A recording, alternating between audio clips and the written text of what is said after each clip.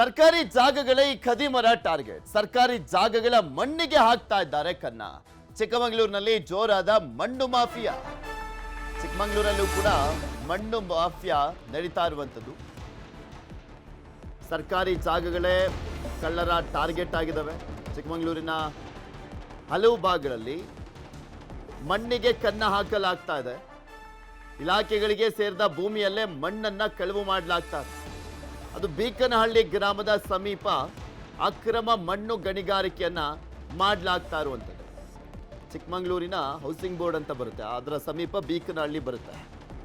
ಆ ಬೀಕನಹಳ್ಳಿ ಗ್ರಾಮದ ಸಮೀಪ ಅಕ್ರಮ ಮಣ್ಣು ಗಣಿಗಾರಿಕೆಯನ್ನ ಮಾಡಲಾಗ್ತಾ ಇದೆ. ಚುರ್ಚೆ ಗುಡ್ಡವನ್ನೇ ಕೊರಿತಾ ಇದ್ದಾರೆ ಮಣ್ಣು ಕಳ್ಳರು. ಇಲ್ಲಿ AIT ಕಾಲೇಜ್ ಬರುತ್ತೆ, ಇಂಜಿನಿಯರಿಂಗ್ ಕಾಲೇಜ್, ಅದರ ಹತ್ರ ಅಲ್ಲಿ ಚುರ್ಚೆ ಗುಡ್ಡವನ್ನೇ ಕೊರಿತಾ ಇದ್ದಾರೆ. ಮಣ್ಣನ್ನ ತೆಗಿತಾ ಇದ್ದಾರೆ. ಮಣ್ಣು ಕಳುವಾಗ್ತದೆ, ಮಣ್ಣು ಗಣಿಗಾರಿಕೆ ಮಾಡಲಾಗ್ತದೆ. ಸಮಾಜ ಕಲ್ಯಾಣ ಇಲಾಖೆಗೆ ಸೇರಿರುವಂತ ಜಮೀನು ಅದು. ಅಧಿಕಾರಿಗಳ ಕೃಪಾ ಕಟಾಕ್ಷದಿಂದಲೇ ಅಕ್ರಮ ನಡೀತಾ ಇದೆಯಾ ಅನ್ನುವಂಥ ಪ್ರಶ್ನೆ. ಯಾಕೆಂದ್ರೆ ಎಲ್ಲವೂ ಗೊತ್ತಿದ್ದು ಕಣ್ಮುಚ್ಕೊಂಡು ಕೂತ್ಕೊಂಡಿದ್ದಾರಾ, ಅಥವಾ ಇವರಿಗೂ ಏನ್ ತಲುಪಿಸ್ಬೇಕು ಅದನ್ನ ತಲುಪಿಸ್ಬಿಟ್ಟು ಅಕ್ರಮವಾಗಿ ಮಣ್ಣು ದಂಧೆಯನ್ನ ಮಾಡಲಾಗ್ತಾ ಇದೆಯಾ? ಕಂಡು ಕಾಣದಂತೆ ಇರುವಂತ ಅಧಿಕಾರಿಗಳು, ಈ ಅಧಿಕಾರಿಗಳ ದುಡ್ಡು ಕೊಟ್ಬಿಟ್ರೆ ಸಾಕು, ಏನು ಬೇಕಾದರೂ ಮಾಡ್ಕೊಳ್ಳಿ ಅಂತ ಹೇಳ್ತಾರೆ. ಅಂತ ನಿರ್ಲಜ್ಜ ಬೇಜವಾಬ್ದಾರಿ ಅಧಿಕಾರಿಗಳೇ ಆಲ್ಮೋಸ್ಟ್ ತುಂಬಿ ತುಳುಕ್ತಾ ಇರುವಂಥದ್ದು. ಅಂಥದ್ರಲ್ಲಿ ಇದನ್ನು ಕೇಳ್ತಾರಾ? ಅವ್ರ ಜಮೀನ್ದೇನಲ್ವಲ್ಲ, ಸರ್ಕಾರದಲ್ವ, ಹೋದ್ರು ಹೋಗ್ಲಿ, ನನಗೆ ಎಷ್ಟು ಬರುತ್ತೆ ಅಷ್ಟು ಇಟ್ಸ್ಕೊಂಡು ಆರಾಮಾಗಿ ಕುತ್ಕೊಳ್ಳೋಣ ಅಂತಿರ್ತಾರೆ ಅಧಿಕಾರಿಗಳು. ಹಂಗೆ ಆಗ್ತಾ ಇದೆ ಇಲ್ಲಿ ನೋಡಿ ಯಾವ ರೀತಿಯಾಗಿ ಮಣ್ಣು ಗಣಿಗಾರಿಕೆಯನ್ನ ಮಾಡಲಾಗ್ತಾ ಇದೆ ಅಲ್ಲಿ ಅಂತ. ಸಾಕಷ್ಟು ಲಾರಿಗಳು ಬರ್ತಾ ಇದ್ದಾವೆ, ಪ್ರತಿನಿತ್ಯ ಅಲ್ಲಿ ಮಣ್ಣು ಗಣಿಗಾರಿಕೆಯನ್ನ ಮಾಡಲಾಗ್ತಾ ಇದೆ. ಸರ್ಕಾರದ ಒಂದು ಜಮೀನದು, ಸಮಾಜ ಕಲ್ಯಾಣ ಇಲಾಖೆಯ ಜಮೀನು. ಟಿಪ್ಪರ್ ಮಣ್ಣಿಗೆ 1800ದಿಂದ 2000 ರೂಪಾಯಿಯನ್ನ ಇಸ್ಕೊಳ್ಳಲಾಗ್ತಾ ಇದೆ.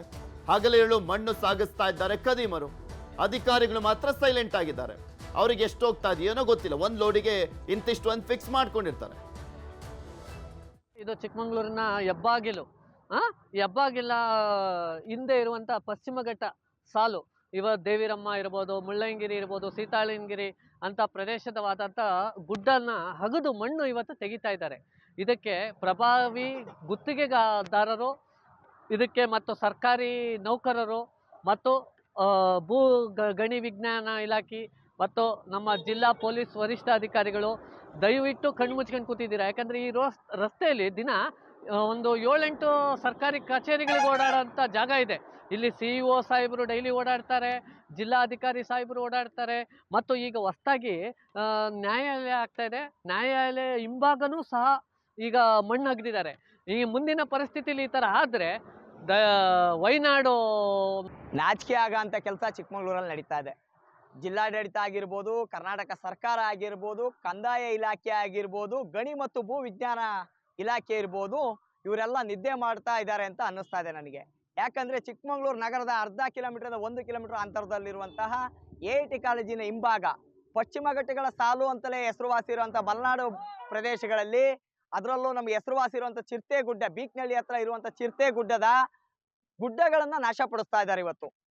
ಆದ್ರೆ ಇಲ್ಲಿ ಏನಾಗ್ತಾ ಇದೆ, ಮಂಜೂರಾತಿ ಮಾಡ್ಕೊಟ್ಟಿರೋದೇ ಒಂದು ಇಲಾಖೆಗಾದ್ರೆ ಅಲ್ಲಿ ಹೋಗಿ ಕೆಲಸ ಮಾಡ್ತಾ ಇರೋರೆ ಬೇರೆಯವರು, ಕಣ್ಣಿಗೆ ಕಾಣದ ಕೈವಾಡಗಳೆಲ್ಲ ಸೇರ್ಕೊಂಡು ಇವತ್ತು ಅಲ್ಲಿರೋಂಥ ಮಣ್ಣನ್ನ ದೋಚ್ತಾ ಇದ್ದಾರೆ, ಹಗಲು ದೊರಡೆಯನ್ನ ಇದ್ರ ಬಗ್ಗೆ ಇನ್ನಷ್ಟು ಮಾಹಿತಿಯನ್ನ ಕೊಡ್ತಾ ಹೋಗ್ತಾರೆ ನಮ್ಮ ಚಿಕ್ಕಮಗಳೂರಿನ ಪ್ರತಿನಿಧಿ ಯೋಗೀಶ್ ನಮ್ಮ ಜೊತೆ ದೂರವಾಣಿ ಸಂಪರ್ಕದಲ್ಲಿ ಜಾಯ್ನ್ ಆಗ್ತಾರೆ. ಯೋಗಿ, ನೋಡ್ತಾ ಇದ್ವಲ್ಲ ಅಲ್ಲಿ ಎಷ್ಟು ದಿನದಿಂದ ಈ ರೀತಿಯಾಗಿ ಮಣ್ಣು ಗಣಿಗಾರಿಕೆಯನ್ನ ಮಾಡಲಾಗ್ತಾ ಇದೆ. ಸಮಾಜ ಕಲ್ಯಾಣ ಇಲಾಖೆಗೆ ಒಳಪಡುವಂತ ಜಮೀನು ಅದು.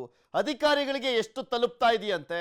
ಯಾಕೆ ಕಣ್ಮುಚ್ಕೊಂಡು ಕೂತ್ಕೊಂಡಿದಾರಂತೆ? ಇವ್ರ ಜಮೀನ್ ಅಲ್ಲ ಅನ್ನುವಂತ ಕಾರಣಕ್ಕ?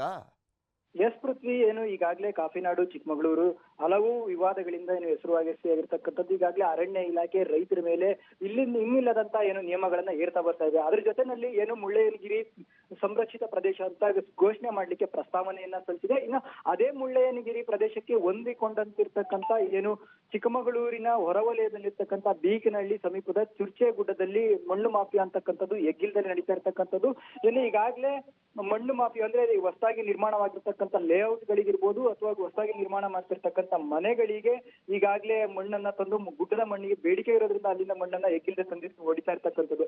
ಅದರಲ್ಲೂ ಕೂಡ ಕಂದಾಯ ಇಲಾಖೆ ವಿವಿಧ ಸರ್ಕಾರಿ ಇಲಾಖೆಗಳಿಗೆ ಮಂಜೂರು ಮಾಡಿರ್ತಕ್ಕಂಥ ಏನು ಪ್ರದೇಶಗಳಲ್ಲಿ ಈ ಒಂದು ಮಣ್ಣು ಮಾಫಿಯಾ ನಡೀತಾ ಇರ್ತಕ್ಕಂಥದ್ದು. ಇಷ್ಟೆಲ್ಲ ಗಮನಕ್ಕೆ ಬಂದರೂ ಕೂಡ ಎಲ್ಲ ಇಲಾಖೆಯ ಅಧಿಕಾರಿಗಳು ಕೂಡ ಕಣ್ಮುಚ್ಚಿ ಕುಳಿತಿದ್ದಾರೆ ಅಂತಕ್ಕಂಥದ್ದು ಸ್ಥಳೀಯರ ಒಂದು ಆರೋಪವಾಗಿರ್ತಕ್ಕಂಥದ್ದು.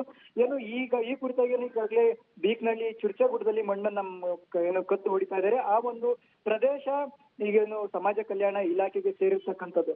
ಆದ್ರೂ ಕೂಡ ಯಾವುದೇ ರೀತಿಯಾಗಿ ಸಮಾಜ ಕಲ್ಯಾಣ ಇಲಾಖೆಯ ಅಧಿಕಾರಿಗಳು ದೂರನ್ನ ನೀಡಿಲ್ಲ ಅಂತಕ್ಕಂಥದ್ದು ಪೊಲೀಸ್ ಇಲಾಖೆಯ ಮೂಲಗಳ ಮಾಹಿತಿ ಆಗಿರ್ತಕ್ಕಂಥದ್ದು.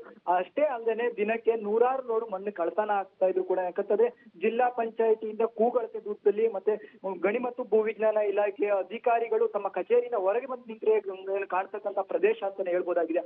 ಆದ್ರೂ ಕೂಡ ಗಣಿ ಮತ್ತು ಭೂವಿಜ್ಞಾನ ಇಲಾಖೆಯ ಅಧಿಕಾರಿಗಳು ಯಾವುದೇ ಒಂದು ಕ್ರಮವನ್ನ ಕೈಗೊಂಡಿಲ್ಲ.